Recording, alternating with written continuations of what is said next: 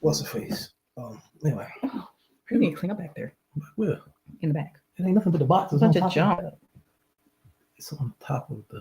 Don't you think? No, it's nothing. No, I'm talking about that stuff in the corner, like your jacket and the covers and stuff. Baby, there's just suitcases on top of stuff. It just looks like that because of. Because Anyway, it's chunky. ooh, I need a haircut. Too much stuff. So, people, what you doing? Sharing it. I don't know how to share. I was always taught you don't supposed to share. What? I don't know. Just saying something. Yeah, that's what I'm doing. Sharing it. Oh, give me a minute.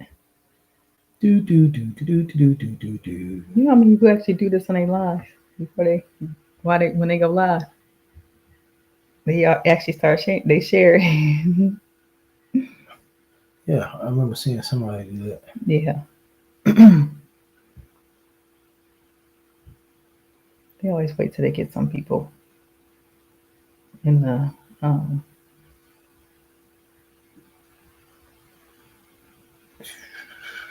thing.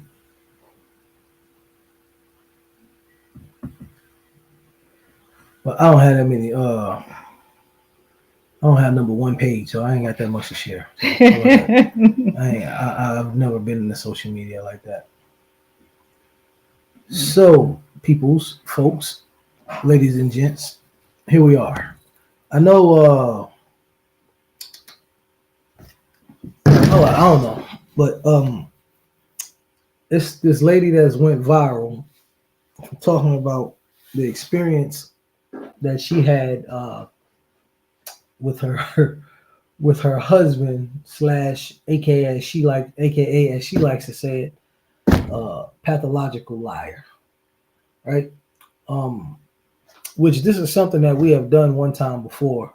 When I first met my wife, she was in a abusive relationship, and I told her maybe her talking about it could be therapeutic for her and actually help other people. So she did that actually, what, three years ago? Or was it this year? Mm-hmm. Well, it was a couple years ago. That wasn't this year. I'm sorry. I'm sorry. It was like 4 years right after I met you. It was like in 2020. I'm sorry, I'm waking up. Anyway, so make a long story short, here we are. I think it's actually pretty good that lady did what she did. The one that had the 50 part, what was it, 50 parts? It was 50 parts. 50 parts that she did on TikTok, telling about her abusiveness and her lying husband, rather. Yeah. So it was abuse to me. But and it had me thinking. It was like, okay, I asked my wife, did she want to share her story again? I'll ask several questions. I'll ask her questions that actually I know the answer to most of them.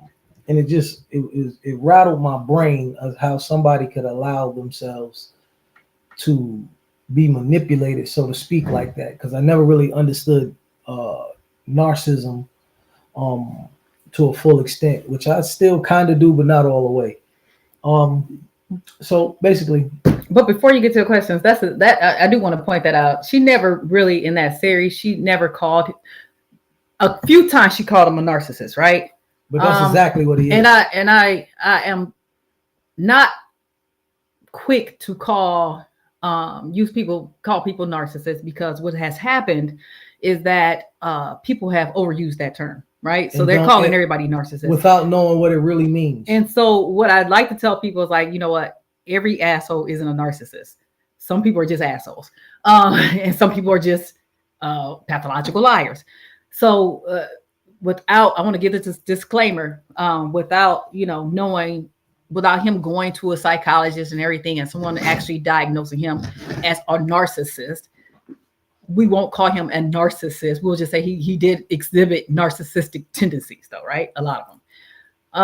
And one of the things that she didn't answer, like I said, before we get to your question, I know people are probably asking that. One of the things that she didn't really talk about a lot in that TikTok series was her feelings for him. Like, she stated why she decided to do the certain things that she did, but she never really talked about what her feelings were with regards to him. And that may have been purposeful because it may have been too hurtful for her.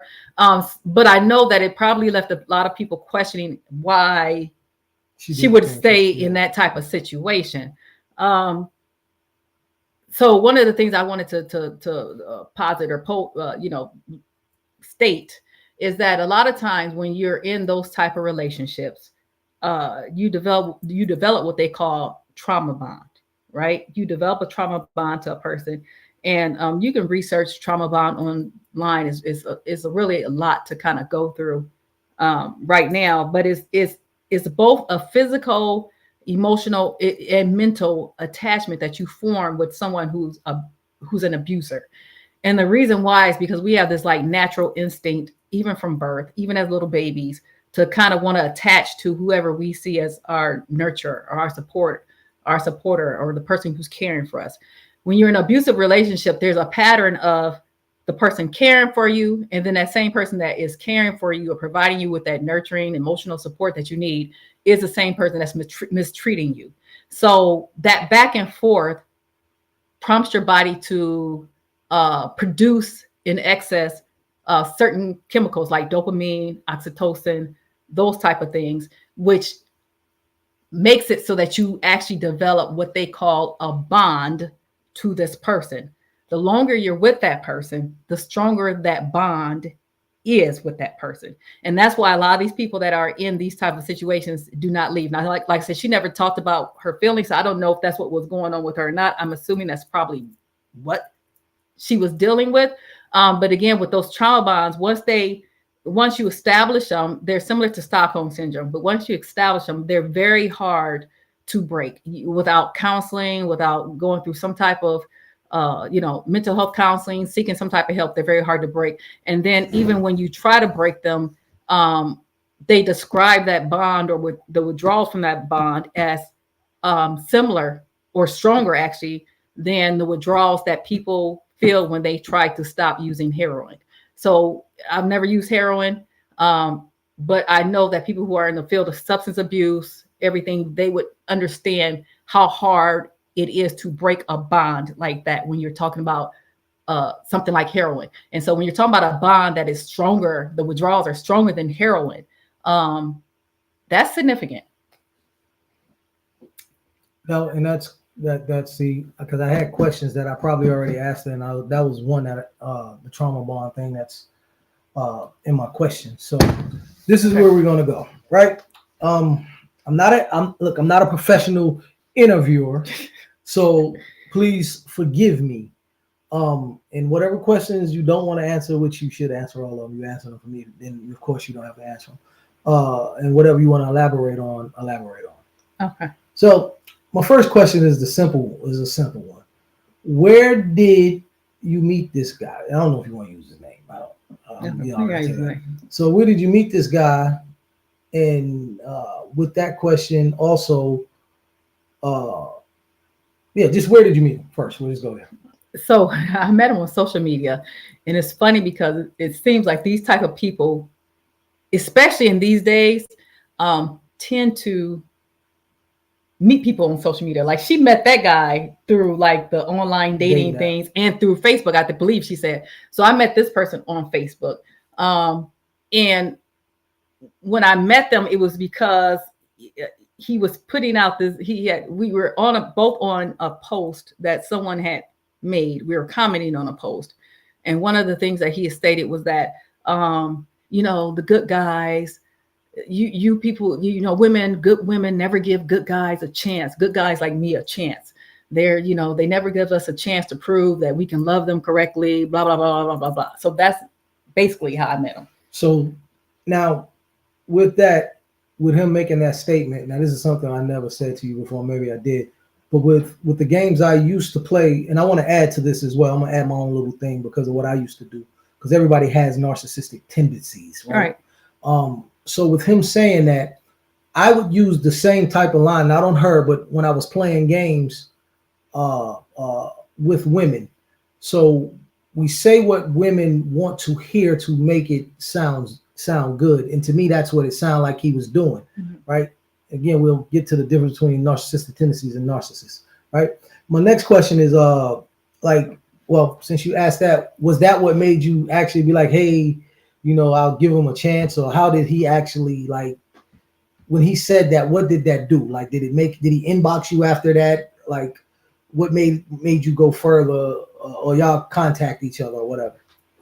So on that particular post, after he said that on that post, actually, I think I sent him a friend request and then inboxed him and said to him something like, well, you said you're a good guy, and that we never give good guys a chance. Here's your chance to prove yourself. Oh, yep. And that was back in June. That was back in June. We'll get to that off camera. See, I didn't even know that. You didn't tell me. Yeah. All right. So then my next question, I'll jump right into it. Looking back, now where you're at now, just your mental and everything, what was one of the first, which I know this, but what was one of the first red flags that he gave you that something may not be right with him? Like, what did he do to make you be like, okay, I don't think that I like that, or whatever the case is?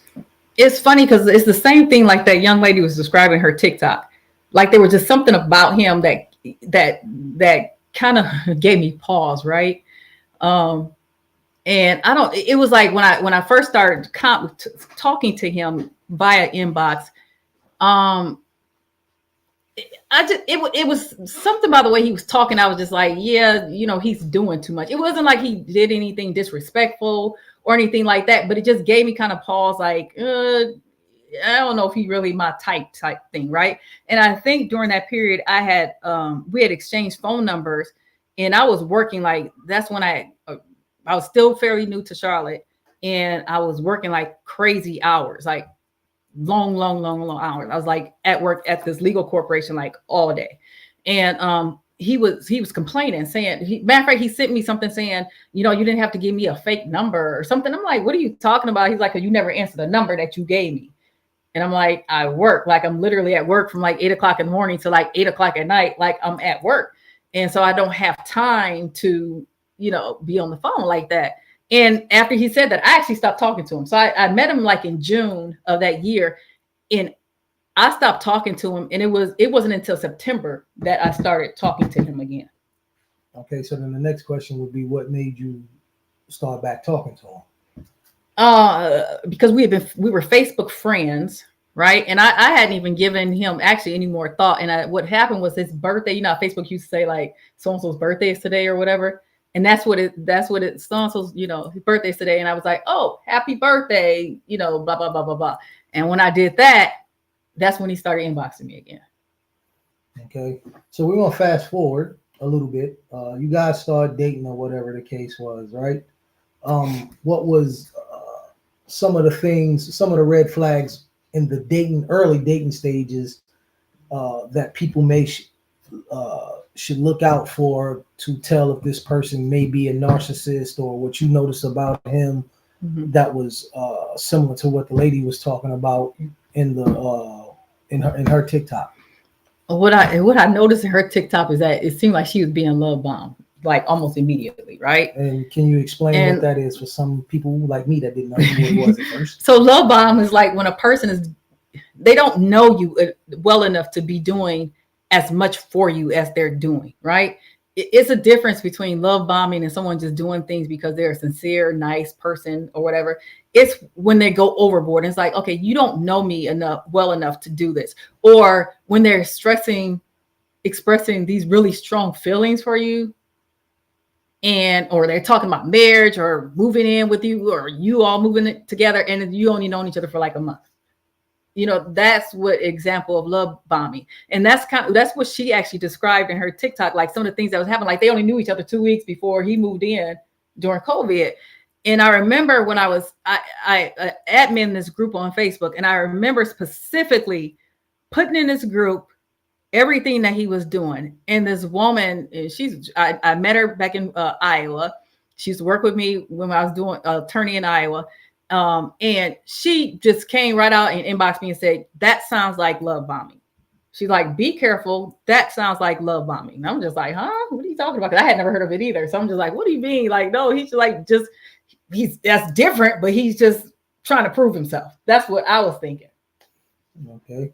So then, when you guys were dating or whatever, what was the first big lie that he told you? Jeez. And There's so many. with the big lie that he told you, because we both know, and people that know you, how intelligent you are. What made you not research or just believe it? Like, for instance, if I told you when you met me, hey, I used to play in the NBA, right? What made you? Would you research that and see my name that I play in the NBA, or like? So, what made you not kind of research whatever it was or look into it more of the big lie because it sounds so astronomically untrue or whatever? I think the biggest lie he told me right off the bat was that he was mayor of the city that he used to be mayor of the city that he lived in. Now, the reason why I didn't believe it, the reason why it didn't give me pause is because when we reconnected in September, we had just talked on the phone. I was less busy at that time too. So I think I was less busy. I was switching into a new role. I had more free time on my hand. Actually, I started working for the bank at that time.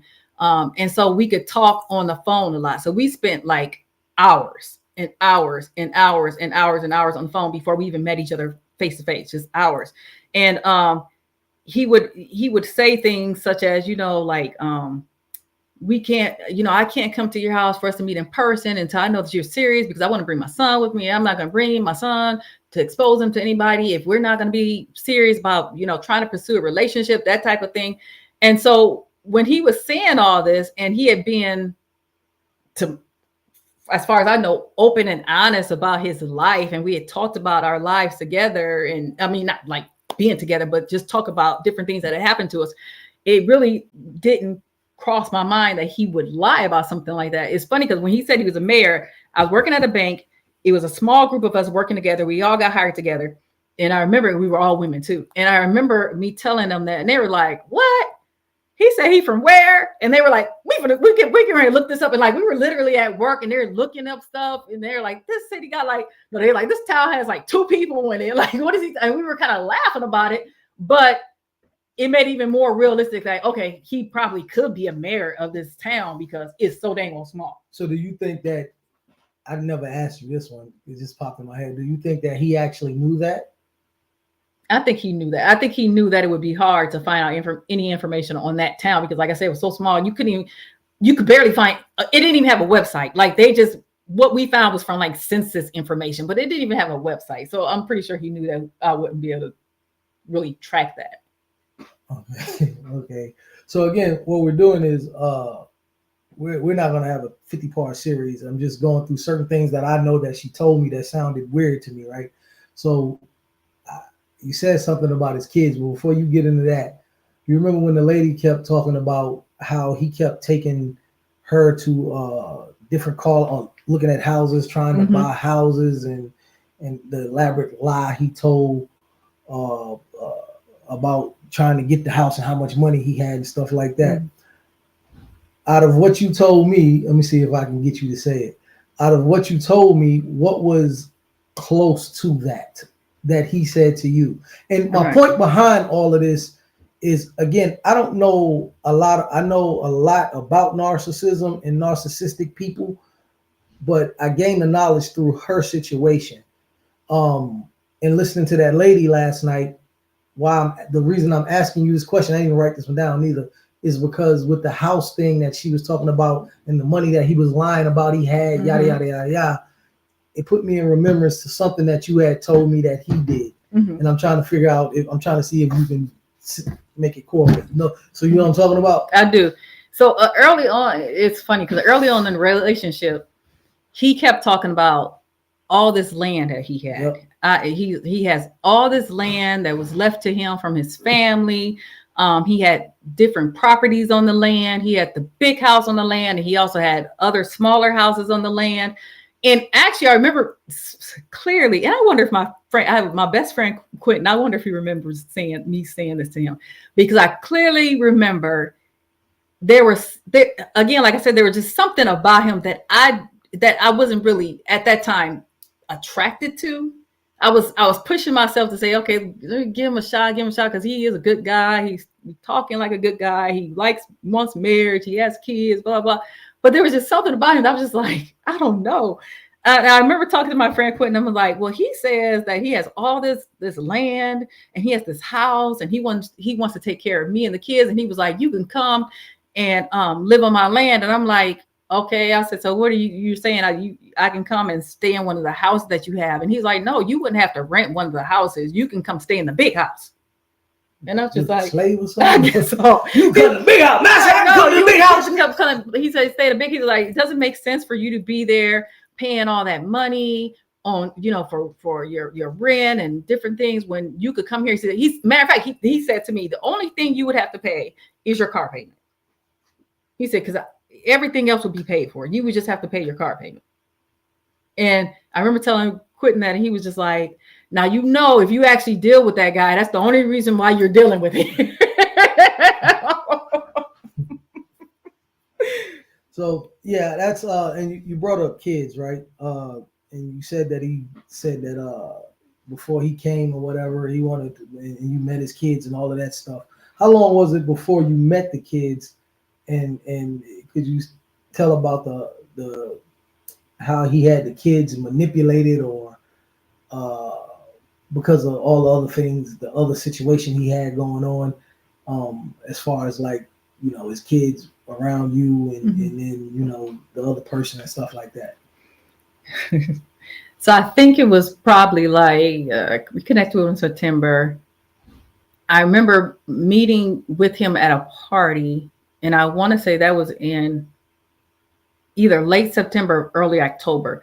And in October also was the time when he was telling me, I want to come see you, but I'm not going to come see you unless you tell me if you're serious, because I want to bring my son with me. And I was like, well, okay, yeah, we can talk about being in a relationship, blah, blah, blah. He was like, because I don't want to bring my son into this situation if that's not what we're going to do, and blah, blah, blah, blah. And I'm like, okay, yeah, that's fine. Bring your son. We'll talk about this. And so it was, like I said, I had only seen him one time before he brought his son to my house for the weekend with the kids. And so he had actually planned something out for them. He actually took the kids to the NASCAR Hall of Fame and some other places. He had planned to just spend time with his son and my sons because he bought the son. So it was just. So now, I don't know how to say this. So he did have he had another girlfriend or whatever the case may be, right? And he had older children. How do you think he manipulated the kids not to go back and say something to his other girlfriend or whatever it was? Like, why do you think that the kid, because I've never understood this neither. Why did you think the kids, we discussed this, but I still don't understand why do you think the kids would not say nothing to the other person? To be honest, I'm still trying to figure it out myself.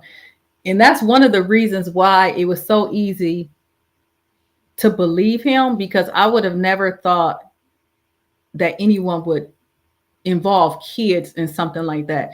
So when they watched the Who the F Did I Marry, a lot of people were saying, well, he exposed, she was vulnerable because she's really religious. She was vulnerable because blah, blah, blah. And I don't like to call that vulnerability necessarily. Narcissists and people like the guy that she was explaining tend to go after other people who have at least something going for them, right? That's who they target. They don't target weak people that they can just exploit. They don't do that. They target people who is a challenge for them. That's what they do. And so I don't consider the things that they use against that person as vulnerabilities. So what I mean by that is, like, her religion, it wasn't a vulnerability for her. What he did was mimic it. He mimicked that he was religious too. My kids are not really a vulnerability because I would go to the ends of the earth for my kids, right? So you're not going to be able to hold my kids or do anything. But if you mirror me as far as how I'm compassionate with my kids and how I feel about my kids, then yes, I think that you're a person that's equally yoked with me when it comes to how I view kids. So that was one of the reasons his involvement with the kids was one of the reasons why I just would have never even thought that he was a lie. Now, I don't know how he got his kids to partake in his scheme. And what I mean by that is this man had everyone from his youngest daughter to his oldest son partaking in the scheme of what he was doing. And these kids, we can't tell the whole story, but eventually what happens with me is that I found out that he not only had a girlfriend, he was living with her, and he had been with her for like, I don't know, 20 years or something like that. And the kids that the son that he had brought to my house was her son. One of the sons that, which is baffling. Yeah. I don't, not to cut you off, mm-hmm. as a son, I'm not going to allow my biological father to cheat on my mother without saying something to him or my mother. So that's like that's a whole nother thing. That's just it's a whole nother level. The other son that we went camping with was his stepson or bonus son. It wasn't even his blood son, but it was her biological son. So it was the woman's biological son and his biological son with the woman, and we all went camping together. And they all lived with the woman, and they never said anything to her. His daughter knew the woman, and she never said anything to her. His oldest son knew about the woman and had for years, and he never said anything to her. He was introducing me to people that he was calling aunties and everything else that I assume they all knew that he was actually living with someone else, and they never said anything to her about it. Actually, one of the guys that knew, was, I don't know, I had been married to her sister or some relative of hers. It was bizarre how many people were actually involved in that. So, and what I'm trying to do, and it's funny again, like hearing her story when we first started talking versus listening to the lady last night. This is why I'm saying that guy, that her husband, the lady from last night on the video, husband is a narcissist without her saying it. Because what I've learned about them, their patterns really don't change. Mm-hmm. All of them they basically do the same thing. And listening to her, this is what made me come up with this suggestion about doing this, because the situations are so similar. So as she was explaining about, his son and her son being here with her and them going camping, I'm listening to the lady last night, and I didn't listen to all 50 parts, but she went and stayed at this other woman's house that he called auntie, mm-hmm. right? And as the series kept progressing, you later found out that wasn't even his aunt. Yeah. It was what I think said it was his ex-girlfriend, his mom's or something, best friend or something like that. So the lies that they tell are just so extravagant, it's crazy, and all of them, lie like that. And what I'm trying to do is point out situations that my wife went through, and situations of the video, the TikTok that we watched last night, just to give people an overview of how these people are. So with that, my next question would be, we explained what trauma bond was, right? That's when you did that starting off. That kind of was one of my questions. I'm glad you did that. But if looking back now, being out of it and all of that, do you think you can pinpoint, like, when you think you may have started becoming trauma bonded, and or can you explain the difference? I mean, you explain what trauma bonding is, but what is the difference between being trauma bonded, in your opinion, and loving somebody? Because I could see those being, I would say that, oh, that's love. People would say that you did the things that you did and put up with the stuff you put up with because you loved him, Mm-hmm. right? And some people would say that that's the reason they did it too. Like, I loved him or her. This is the reason I went through it. So can you explain the difference, and when do you think that actually started transpiring with you?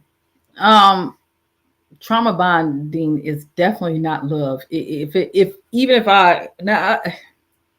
I consider myself a genuine person, right?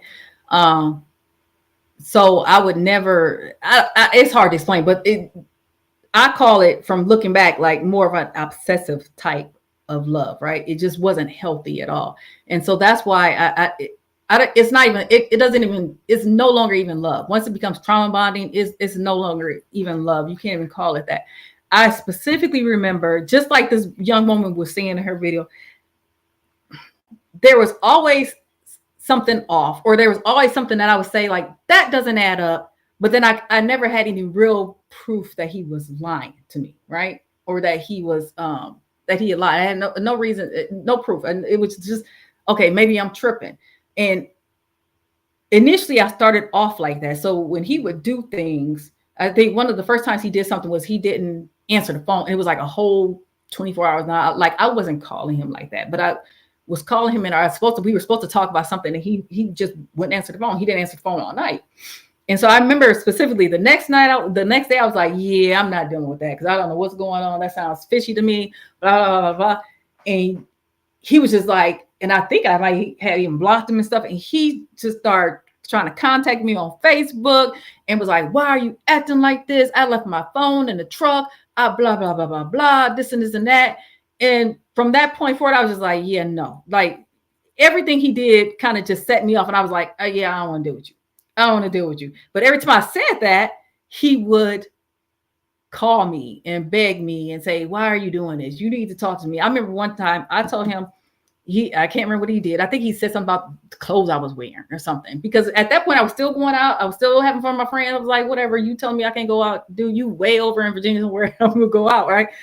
And he had said something to me that pissed me off. And I said, yeah, I'm not gonna talk to him no more. I'm done with him. And he had kept calling my phone. I blocked him. I blocked his text messages. At the time, I had the type of phone that if you block a person's text messages, you can still see the text messages. They just can't tell that you get them, right?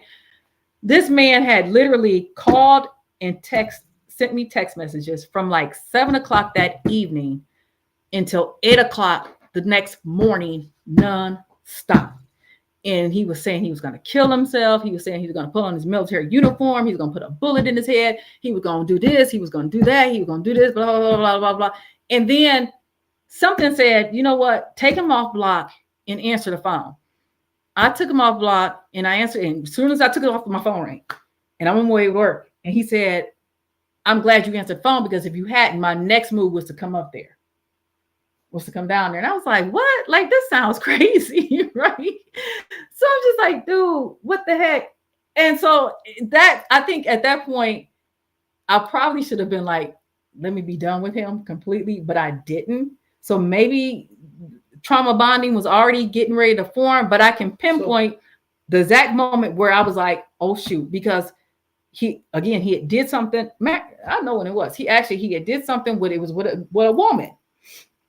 She had said something inappropriate on his Facebook page. I was like, why would she say that to you? He wanted to make up some excuse. And I said, yeah, no, you know what? I'm not going to deal with this. I'm not going to deal with it. And I hung up on him. Now, normally when I hang up on him and I block him, he calls me. God, he didn't do that this time. So then I was like, why did he call me? So then I called him and he was like, you're not going to keep treating me like this. Blah, blah, blah, blah, blah. You're this, so I'm done. I was like, well, okay, wait a minute now. Like, so it was kind of like a 180 degree, 180 degree turn. I was like, wait a minute. No, I didn't mean like that. Like, blah, blah, let's just talk about this.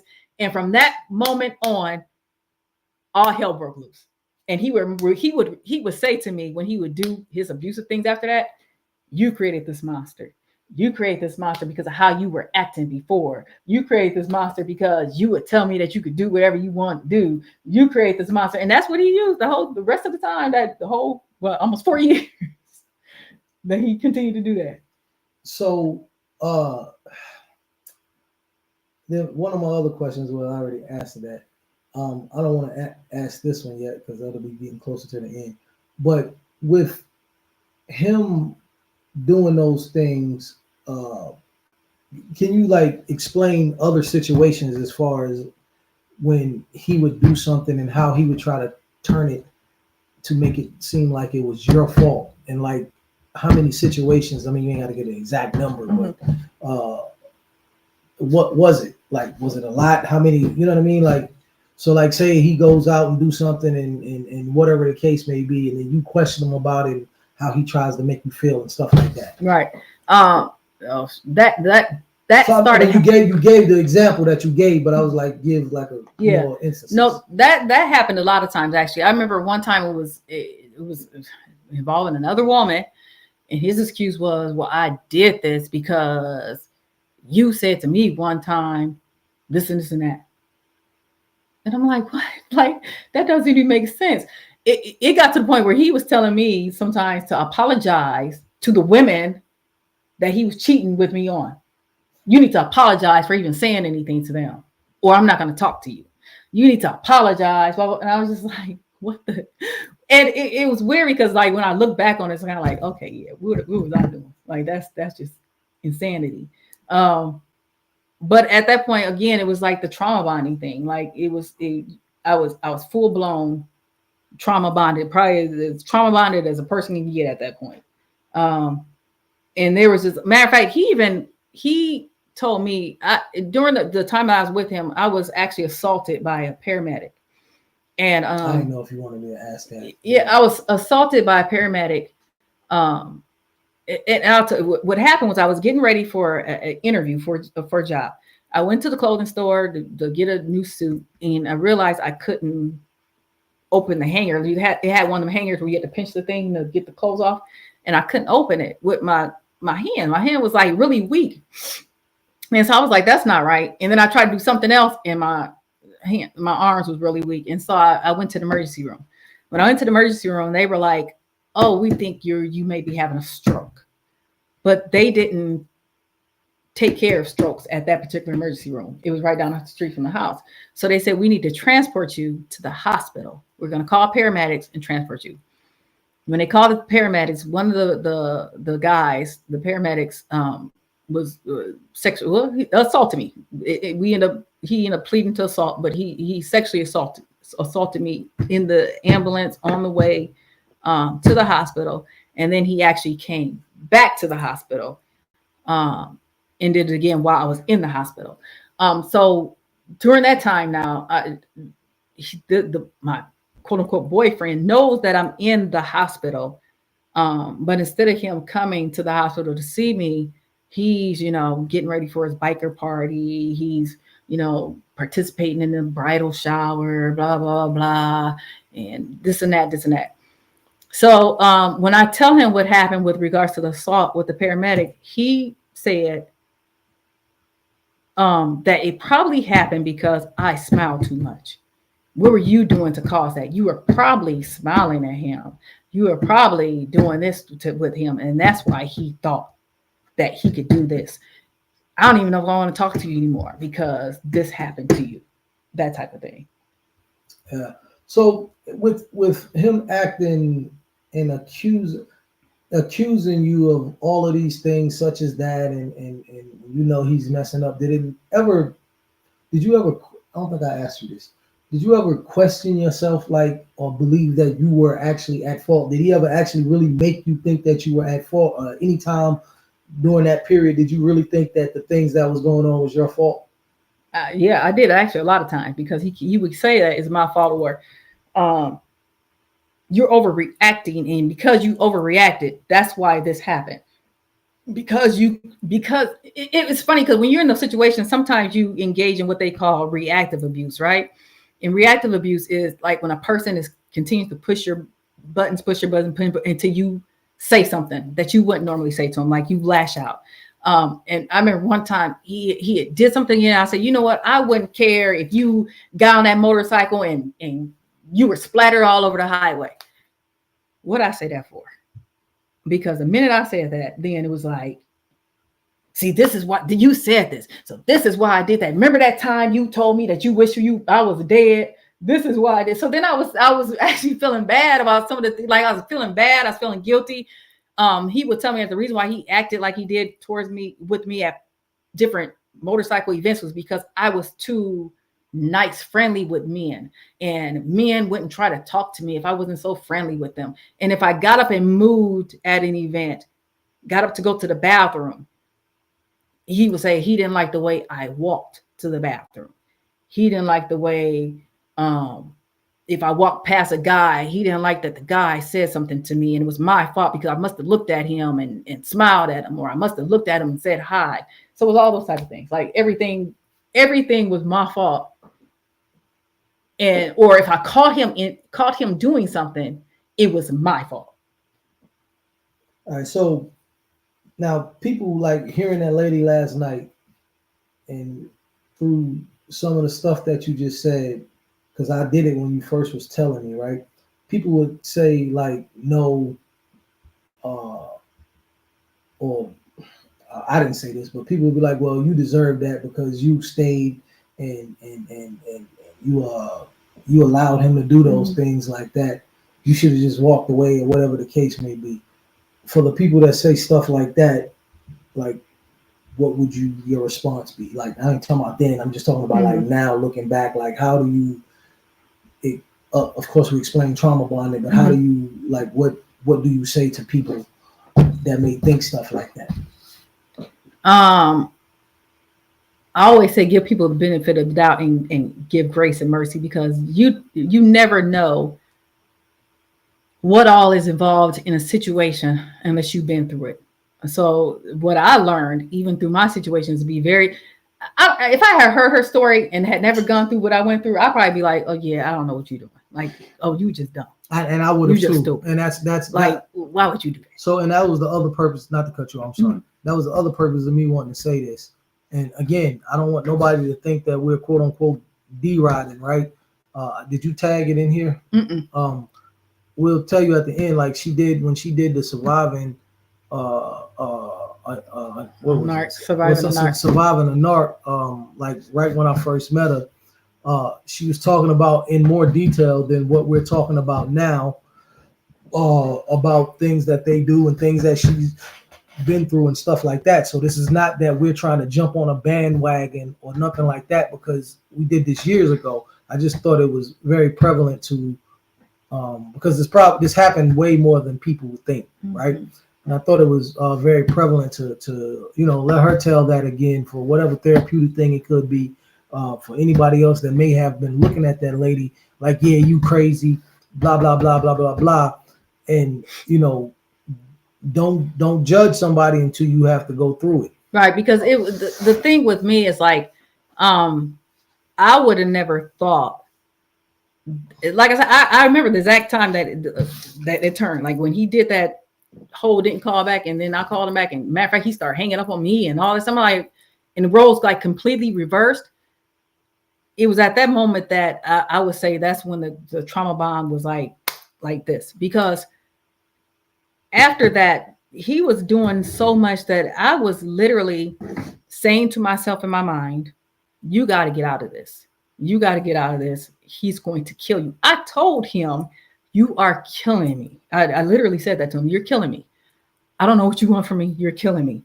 But every time I try to disconnect from him, physically, emotionally, and mentally, I just could not. It wasn't just heartbreak sick. I got sick to the point where I couldn't eat. I lost like a crazy amount of weight. I couldn't sleep. I couldn't work. It got to the point I couldn't even work, right? I took disability from work because I couldn't even work because of what was going on.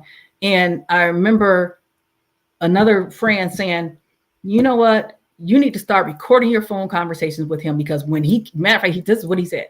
When he kills you, we'll know who did it by you because you'll have the conversations recorded. So I said, okay. So I started recording the conversation. I happened to go to an OB appointment, OBGYN appointment. And you know how they ask you those questions about depression and stuff. And I had marked some stuff down, whatever it was like triggered them to say, you need to go to counseling and you need to go to, they sent me to not inpatient, extensive outpatient substance abuse. Because at that point I was drinking, because that's the only time that that's the only way I could go to sleep. That's the only way I could even put up the fight to argue back with him about certain things, is if I was intoxicated to do it. And they say, no, we're going to put you in extensive outpatient substance abuse treatment, and we're going to send you to counseling. And I started counseling, and the counselor looked at me and said, when I was telling her, like, this is what's going on, and I didn't know I was being abused. Now, I didn't know I was being abused. I didn't know what I was talking about. I just kept saying, okay, I need to get out of this situation because this is killing me. But I still hadn't called it abuse. I'm just like, it's killing me. I got to get out of the situation. And when I started telling her what was going on, and she was asking me questions, and I was just telling her, not trying to point fingers at him or anything, she said, you're being abused. You're in an abusive relationship. And I was like, what? And she said, has he ever been diagnosed with a personality disorder? And I said, well, yeah, he told me that he had been. Like, he told me that the veterans psychiatrist or psychologist had said he had some type of personality disorder and it was only going to get worse. And she's like, I think he probably has narcissistic personality disorder. From everything you're describing to me, he has narcissistic personality disorder and you're being abused. And I was like, huh? I'm being abused? She's like, yeah, you're being abused. And so she told me that. Then the substance abuse counselor was like, because you go to those classes, you have to talk about why you're drinking and everything. And she finally pulled me out of the class and said, look, think of yourself as a little girl. And she said, I want you to close your eyes, imagine yourself to be a little girl. I said, okay. She said, now protect her with all your might. And when she said that, I said, okay, I need to do something. I need to do something now. I went back to the counselor. I said, look, whatever it is, I need some tools. You have to give me some tools to get out of this so that I can deal with it. I said, right now he's calm. I remember telling her this. Right now he's calm. Right now things are okay. Give me the tools now so that I can get out of this situation. And she said, okay. And she started working with me. We did the eye movement, what they call EMDR. We did all those things because she was like, okay, I'm going to get you to point. And matter of fact, she said, I'm going to tell you got to take this medicine. I'm seeing you to a psychiatrist. You got to take the medicine because I need to get you to a level where your brain, where you don't have so much going on in your brain that is not registering. She said, right now, everything I tell you and I give you is going right out the window because you're going right back into that situation with him. I need to get you on some meds so that we can at least get you stabilized mentally enough to be able to internalize what I'm telling you and put it into action. That's what she told me. I got 3 more questions, and then I'm going to say a couple things that I witnessed myself personally when I first started talking to her. So going back to the TikTok thing, right? I think this is funny too. When I say, again, I'm trying to make the parallel, show how these people are. So when the lady started really investigating and digging into the guy, saying where he's from and the things that he's done, and she found out that all of that was a lie. And again, everything is always on the top of the top level scales and lies, right? So you told me that he had said certain things to you about his background and where he was from and the things he did. Can you basically make a connection to what she said the dude did and potentially what he wasn't or supposed to be or whatever it was? What stood out for me was when she talked about the Social Security numbers, y'all. Because it is, I can laugh about it now, but back then I was just like, what is going? So when she talked about Social Security numbers, I went through the exact same thing. I needed his Social Security number it was for something. He wanted me to get him something and they were asking for a Social Security number. He said to me, well, I'm going to give you. Wait. Before you say that, let me say this. This lady said in the TikTok thing that he said he played for San Diego State football and then went and played arena football in Canada or something, right? Now, when she tells her story, it's damn near identical to me. He said all of that. So the lady called San Diego State. They never heard of him, this, that, and the third. He came back and told the lie that my dad paid for me to be a private citizen. So they don't know I was there. Right. That's what she said. What I think what you're getting ready to tell is damn near identical in a way to that. And I just, like I said, their situations, narcissistic people situations, and what they do is so similar, and the lies they tell and things like that is so crazy. Right. No, I'm sorry. So I need his social security number. He said, I'm going to give you one of the social security numbers that I use. Ha ha ha ha. I'm like, okay, whatever. Like, he's playing. So he gave me social security number. Now, he had told me that he had been in the military, that he had been shot while he was in the military, that he had all this shrapnel that was still lodged in the stomach, and that's why he had this big scar on his stomach. He told me that he was this phenomenal football player and baseball player, that he got injured. That's why he didn't pursue a career. He told me that initially, and that's the other thing he pointed out too, like a lot of these men always saying that they wives and stuff cheated on them, right? So he told me a similar story. His wife had left him after their first child was born, and left him as a single dad. And then she came back and said she wanted to be with him, and she got pregnant again, then left him again with the baby. And that's how he ended up with the baby girl. And it was like, he was telling me all these stories, right? Telling me that the military had changed his name, and he was supposedly dead, but they had given him a new identity, all this stuff. So he told me. So he had given me his social security number. After I found out that, I started finding out that he was lying about things, I tried to use his social security number to look up stuff on him. And it was so hard to find anything on this man. He claimed that he was divorced. I didn't even see any divorce papers, right? I didn't see anything in the court saying that he had been divorced. I could never prove that he had really been in the military. I couldn't prove any of the stuff he said about the schools he went to. Like, I couldn't find anything on this guy.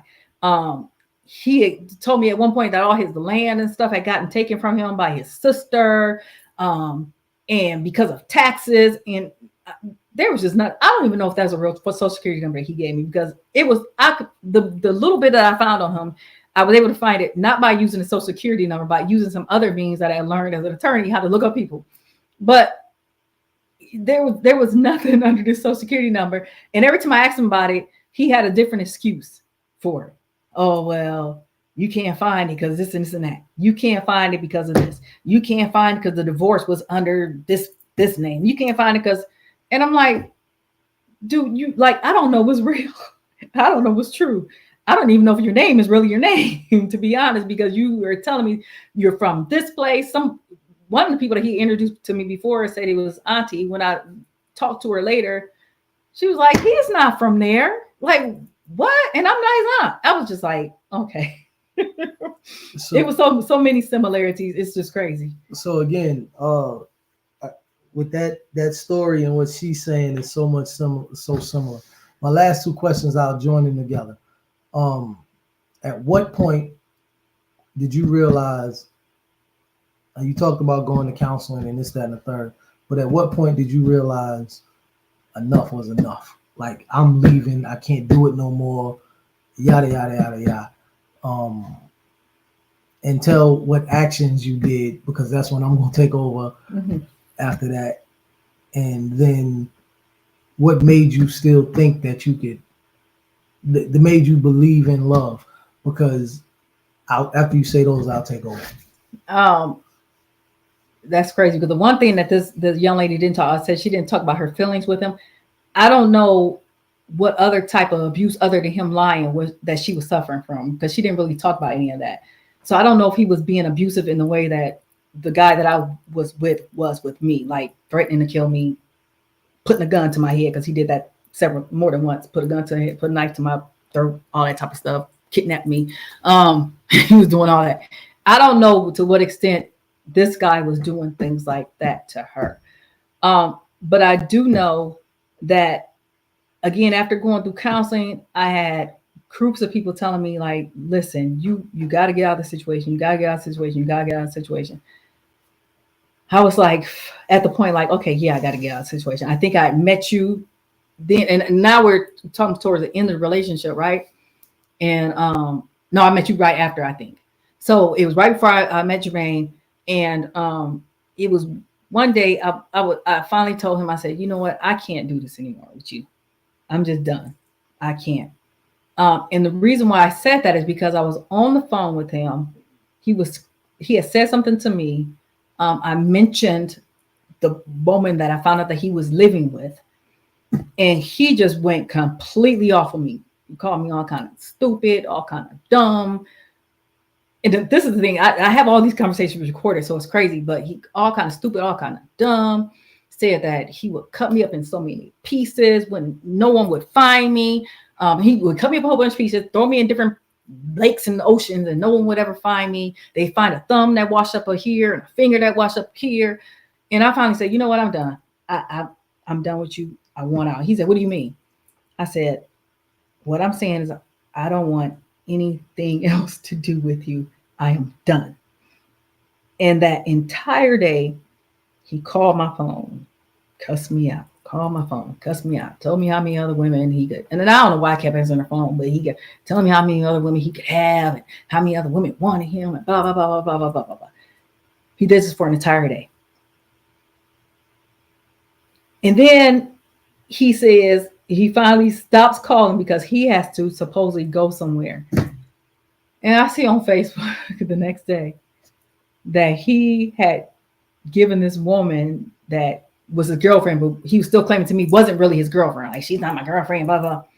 He had thrown her a whole birthday party. Like, he had gotten together with his bike friends. Blah, blah. And I was just like, you know, like, seriously, like, enough is like, you kept me on the phone all day, cussing me out, got me crying. I'm trying to hang out with friends. I can't even hang out with friends. I just finally leave them and say, look, I got to go because you calling me, you cussing me out because I said I wanted to be done with you. And you didn't just make me feel like crap this whole night. And while you're calling me, you're going into, I hear him going into the stores, buying stuff. You're going into the stores, buying stuff so that you can throw this woman a party. And at that point, something just flipped and said, you know what? Yep. For real, this time, you're done. And I was done. And what I did, because I knew how strong that trauma bond was, even though I was going through counseling and she was giving me tools to kind of deal with it. What I did is I said, you know, I'm gonna start releasing these recordings on Facebook because I know him and he doesn't like to be embarrassed. That's I guess that's a narcissistic trait. He doesn't like to be embarrassed. He doesn't like for people to know what he's done. I started releasing the recording on Facebook because I said, you know what, if I release recordings, he's not going to call me anymore because he's going to be scared that I've been recording him, right? Release the recording, called the police, told the police how he threatened me, played the recording for them. The police stood at the house and told me, they were like, ma'am, we can get you a order of protection, but do whatever you must to protect yourself because by the time we get here, if he comes here and you call 911, by the time he gets here, they may say you'll be dead. Like by the time we get here, you'll be dead. So buy your gun, do what you have to do to protect yourself. At that point, I had met Jermaine, right? And Jermaine was like, "Why are you releasing these recordings?" I said, "I don't think you understood what I was trying to say." No, I didn't at the time. Why? And I was I knew, like, if I release these, he's not going to talk to me anymore. Like, he won't call me anymore. And then I'm like, and I'm filing this protection order because if I file this protection order, that will keep me, regardless of what withdrawals I'm having, that will keep me from contacting him. Because one thing I'm not going to play with is the law, right? I don't want to go to anyone's jail. So I was like, I know that that's going to protect me keep me from calling him. So I went, and I filed a protection order against him. And you want to talk now? You want me to tell what happened in the hearing? I was going to go through all that. Okay. So, and like I said, by that time I had met Jermaine. Jermaine was just like, what is going on? But he had started researching like narcissistic stuff. And Jermaine was trying to help me to wean off of him by saying, okay, well, every time you don't, because it was at the point, you all, that I would not miss a phone call from him because I felt like if I missed it, it was two things going on. If I missed it, he's gonna get mad and then he's gonna give me the silent treatment. But then also, if I miss it, he's gonna punish me. Is what I was thinking. Like, he's gonna punish me if I miss his call, right? Because it got so bad that if I was in the bathroom and I didn't take my phone with me, and he called and I missed his call, that meant I get the silent treatment all the next day, or that meant he's going to cuss me out, or that meant he's going to threaten me, or that meant blah, blah, blah, blah. So Jermaine would say, like, once I met him, and the way we met was strange, but I had started telling him like all the stuff I was going through, and he had started saying, okay, well, every time you like intentionally or you willingly don't answer the phone, I'm gonna give you a rose. And he would do that, you know, and Jermaine was like one of the first people that when I was on the phone talking to him, and this guy called, like normally I would just hang up. Oh, I gotta get off the phone because he called. And he was one of the first people that I was like, okay, he's calling. I'm still on the phone with him. Because I felt like I started to feel kind of like protected in a way. Like, okay, he's here for me to lean on. And so I know that if I don't answer the call and he starts giving me the silent treatment, that at the very least, Jermaine's going to be there for me to talk to and kind of help me pass the time to deal with that. All right, so then I'll tell you my experience from that point on. Yeah, I actually forgot that I did that, but that was pretty dope of me. I told you I was a dope. But like, so as me coming in, you know, being who I was, and me seeing her as distraught as she was, I already wanted to change, right? And me seeing her hurt like that, it just fast forwarded me changing. So I didn't want to play those type of games that I played with other women because of what she had just came through. My experience of seeing the things that was going on, the one that's the two things with the court, and two things that sticks out to me after listening to him on the voice recordings that she's getting ready to go to court, so she could, you know, play in court or whatever. I don't think I made it to the first one with you, did I? No. All right. So I'm listening to it, and one particular message that stuck out, like he had called and he is cursing her out, calling her dumb bees and dummy this and dumb that, and you don't something, all this, da da da da. And all you could hear her doing was crying and saying, why are you doing this? I love you. And that's all she was saying. Why you don't, and then he'll return, you don't effing love me. If you love me, da da da da da. She was like, that's not true. I love you, blah, blah, blah. And that just pulled at my heart, right? So, yo. That's when he said, F you, F you, F you. Oh, yeah. I forgot about that. Yeah. Did she say one time? I had to try to make her laugh out of it because it was kind of funny the way he said it anyway. She's crying, talking about, I love you, I love you. You don't love me. You know what? Fuck you, fuck you, fuck you. And he sounded so funny saying it, like I made a joke out of it to try to bring her spirits up. But we went to court. She went into the back room or whatever. Well, first I went to civil court to get the protection order. Oh yeah, after the protection. So I think this was the renewing of it. No, this is the criminal court. So okay. I filed a protection order, and he was charged criminally with threats. So first I went to and you had to work, but I went to the civil court. I filed a protection order, and I don't know. I had a friend that was there. She's another, you know, lawyer. And she was there, and she was like, you know, helping me with the case and everything. But I don't know how long that hearing lasted. It seemed like it lasted forever. But there was testimony. He had hired an attorney, and I had to cross-examine him because I was representing myself as an attorney. They were, you know, cross-examining me. I had to call my daughter to the stand, and that was one thing that broke my heart was my daughter's on the stand crying, talking about how she had witnessed the change in me, right? And she was talking and she was sobbing, and it was just heartbreaking. And then he still got on the stand and he tried to tell the judge that I was the one threatening him, that I was going to try to kill him, that I had did this, that I had did that. And everything I found a lot of the lies that he was telling me during that hearing. I don't know if he's lying to me or the judge. It's so confusing because everything that I was bringing up in the hearing, he was like, that's not true. I don't do that. I've never lived there. I've never been in the military. I've never blah, blah, blah. And I was just like, what in the world? Like, it was crazy. It ended up with the judge saying, she said the bail first the sheriffs that were in the courtroom, the court reporter, everyone in that room that was hearing those audio tapes, because I played them in court, were looking stunned. And the judge finally said, of all my 20 years on the bench, this is the worst case of domestic abuse that I've ever heard. And she told him, if I ever see you in front of me again, you're going to prison. If you ever, and then she said, you or your motorcycle club, any member from if any of them ever contact her again, you're going to prison. If blah, blah, blah. And then, she made him had to turn his guns in, that sort of thing. So anyway, I ended up getting the order of protection. And then what Jermaine's talking about is criminal, because criminal charges have been filed against him as well.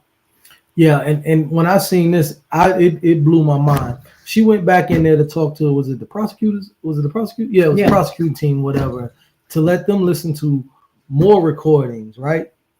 And his lawyer had went back there. His lawyer had went back there with them too to listen to the recordings. I'm literally sitting directly across from this dude, right? His lawyer came back out there and said, Mr. So-and-so, I think you better something or whatever. This dude sat there and said, he was like, no, she made that up. That's an app or something. He said, no, Mr. Blah, blah, blah. That's not an app. I heard your voice and I heard you say yada, yada, yada, yada. No, it's an app. He's like, no, it's not. And he was literally going back and forth with his attorney saying that she made up an app with his voice. And I said that to say that these people lie on such a big scale that it is crazy. Absolutely crazy. With that being said, I like to add this part. And what's scary about it, I know that I had the things that I was doing, I was displaying prior to her narcissistic tendencies. Some of the things that he was saying to her, I had said to other women just to try basically to have sex with them and get my way or whatever, right? Totally wrong. I get it. But now with her, the things that he said to her, I actually was saying to her in some of our life, my life and what I had going on mimicked the lies that he told her that was true. So it looked like she was dating the same person twice. And I don't know, I still don't know how you got through that with me. Sorry, that's not really me. I still don't know how you got through that mentally to deal with me, because it was so similar, except mine was the truth. It was so similar. It would have scared me. If I was you, it would have scared me senseless. Like, because, for instance, I try to love her and put her on a pedestal that's so high, right? And she told me that she don't ever want to be loved like that again. And I told her, I said, well, that's how I love, right? That's how I want to love. And that's how I try to love her. But for him to put her so high, he was doing it, I don't know, whatever the reason he was doing it, but I was doing it in genuality, if that's a word. Sincerity, yeah, thank you. Yeah. In sincerity. And the things that he said to her, I was saying the same things, but I was actually trying to do and was doing them, and they wasn't lies. And they damn near was identical. So she heard that before, and then here I am being sincere about it. I don't see how you made it. I honestly don't see how you even gave me a chance. And with the couple little BS things that I had going on, I wasn't really intentionally trying to do it, but I didn't think it was BS. But looking back on it, yeah, it was BS. I don't see how you gave me the shot. So in closing, narcissistic people, narcissists are real people. Narcissism is a real thing in people. Yes. and it's way worse than what people would say. Oh, you a narcissist. Like people don't really thoroughly understand what a narcissist and being a narcissist is. We all have narcissistic tendencies, right? Everybody has that, but that doesn't make you a narcissist. One thing she told me, I was like, well, damn, because I was questioning myself, was I a narcissist? And narcissistic people don't change. They don't have compassion or nothing. And that's why I finally came up to the conclusion that I'm not a narcissist, because I actually do care about people's feelings and things like that. If I was a narcissist, I wouldn't. But in closing, well, before you close, the funny thing is, like, when I was listening to her, I didn't listen to this. This is how I started listening to her. It's a couple of things. It's because my daughter came to me and she said, "Mom, I was asking her, what are you listening to?" And she said, "Oh, Mama, you gotta hear this. This is like the same thing you went through with so-and-so." And I'm like, what? But that just shows you the extent of how, even though I was trying to hide things from my kids, they were recognizing what happened. To that point, my 11-year-old son, who was at the time, how old was he when you first, like 9 or 8? No, 8. Yeah, he was 8. He said, "Oh, finally." He said, what did he say? Jermaine is gonna, he's replacing bad, what is it? Bad so-and-so, or mean so-and-so, or bad so-and-so. Mean so-and-so. And it was like, all the time I thought I had been protecting my kids from this. Like, this is just impacting me. It hadn't been. It had been impacting them too. And they were seeing the wear and tear on me. But the one thing that she had said was that she said something like this mind, F-U-C-K, right? And that's one of the same things I had said to someone. I said, it's a complete mind, F-U-C-K. And I might have put it in one of my Facebook posts or something. But I was saying, like, this is a complete mind, F-U-C-K. Like, to experience this is, like she said, I wouldn't wish it on anyone, especially as bad as it got. That, with me, like, no one deserves to have a gun put up to their head and knives put up to their throats and no one deserves that type of treatment. But you asked me something when you was talking about love, and I will tell you this: it is really hard, and I hope she is able to get some counseling and stuff, because it's really hard to get into a healthy relationship after you've been trauma bonded to the extent, especially the extent that I was, because normal people who haven't dealt with that are going to get in relationships and they may fall in love and they may have these feelings of butterflies in their stomachs and blah, blah, blah, blah, right? And that's all normal. For someone who's been through what I've been through, it is very hard to get back to that level because you've been so overstimulated.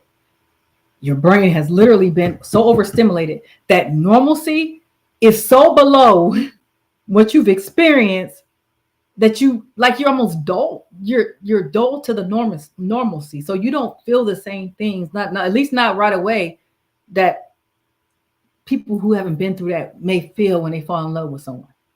And it may make you question yourself, like, what is going on? But the more and more you get away from that trauma bonding, your normal feelings do come back. But I just want to say, like, it is really hard. That's why they say it's hard for a person to be in a healthy relationship after they've been in and it definitely is, because you feel like if someone's loving you correctly, you're not overstimulated to that extent. And that's the only way I can think of it. Like how, like say, like someone said a drug addiction. They say a lot of people get addicted to drugs because when they first hit it, it's a feeling that they can never get again, but they are always chasing that feeling, right? That's how it is when you're trauma bonded. You're thinking everything that's even healthy relationships after that is supposed to feel like that, and they're never going to feel like that if they're healthy. Okay, the only relationships that are going to feel like that are the unhealthy ones, and so it's really hard for your body to get back in your mind and your emotions to get back to the point where they're level and they're like, oh no, this is normal. And when this happens, this is what you should feel because you've been so overstimulated. And I'll say this, she took a big chance by dealing with me. She needed somebody. Well, I ain't gonna say you needed, but I'll put it like this. The person that she needed to deal with, if she was going to deal with someone, was somebody like me. That, and what I mean by that, the person that I was then, I'm a 90,000% better than I was then. But I was looking to change. I wasn't looking to play any games.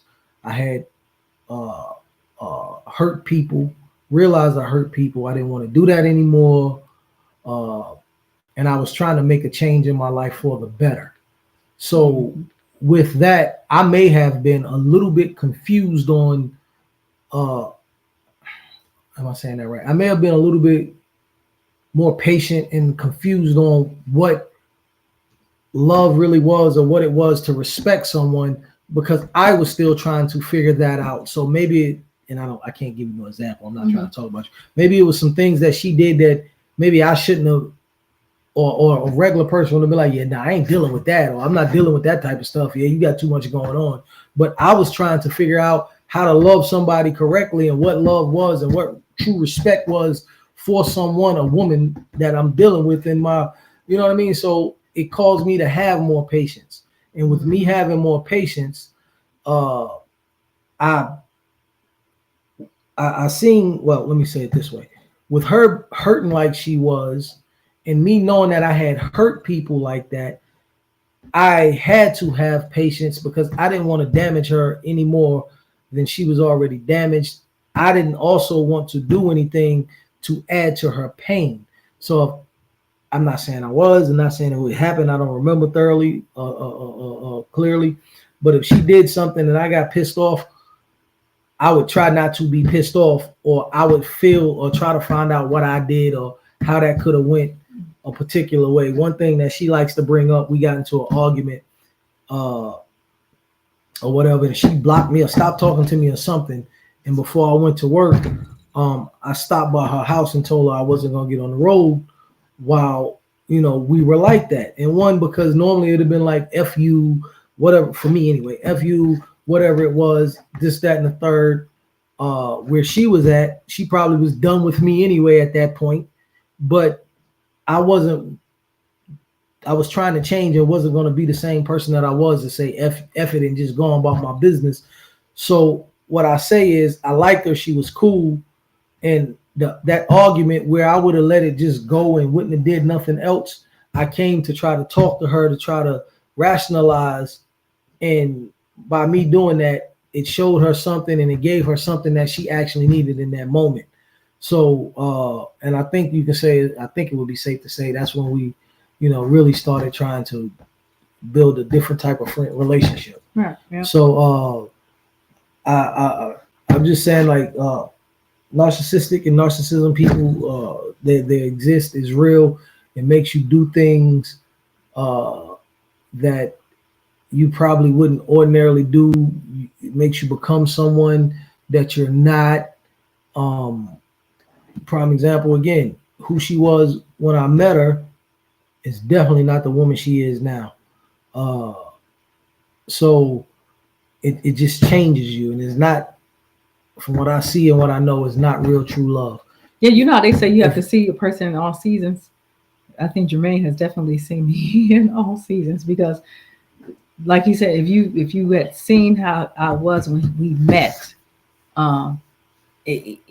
it's actually similar to how they talk about drug addictions. It's almost like you meet someone when they're trying to kick the habit, but they're still addicted, and then they go into recovery, and then they've been in recovery for a period of time, and now they're, you know, becoming themselves again. So Jermaine had to go. He was with me for that, for those changes, and he was on that journey with me, and so I can't say anything other than how much I appreciate you, because in that journey, I changed, and he had to change with me in a way. Like there were needs that he was providing for me when he met me while I was still addicted, that had to change once I went into recovery. So and he did that. And I tell you something was crazy too. I told her something. I don't think she understood it then. She understood it now. I don't know, we were arguing or was having a conversation, but I told her, I said, look, if you were this woman right here that I met when I first, when I was who I was, there's no way in hell we would have been together. And the reason why, what I meant by that is, who I was I'm like, it's my way or the highway. She's so strong-minded and strong-willed now. Obviously, that's who she was in the beginning. Man, we would have been bumping heads all the time. We both would have been. My point when I said that was, we both would have. I don't know who would have said F it first, you or me, but we both would have been like, yeah, I ain't messing with that person no more. Mhm. That's what I meant by that. And of course, she flew off the hook when I said that. And again, even at that moment, you did. Don't look at me. I said I didn't. Even at that moment, that's me changing. I tried to, have a conversation and explain what I meant. Yada yada yada. I don't know if it went over well. I think she got it like 6 weeks later in another conversation we had. But Finally got it. but it's like, I think it worked with us because with what you was going through, and I was ready to change. If I already had been changed, I don't even know if it would have worked. If somebody would have been who they were, not me, I mean, you would have met somebody else, who they were and seen you like that, you were so emotionally destroyed. I don't know if they would have had the, I don't know, I ain't saying they wouldn't.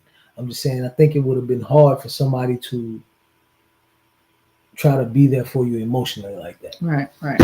But anyway, if y'all want to see the whole story and more stories of what's on her, what was the name of the thing? Surviving a Narc. She got some videos on YouTube, and it's similar to what that lady was talking about.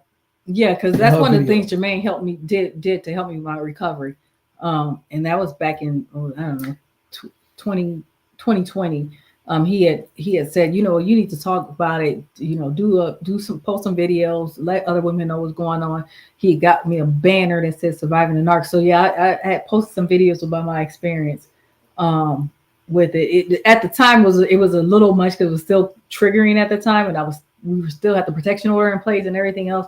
So it was a lot, but yeah, those videos are out there. I talk a lot in those videos, but definitely that. And if you haven't seen the TikTok video or series that she posted, it's definitely interesting. It's 4.5 hours, and we've been very an long. hour 20, and we just hinted around half this, but not even a third of what she went through. Right. So, but anyway, with that being said, I'm out of here. Have a good night, everyone. I'm hot. You're always hot.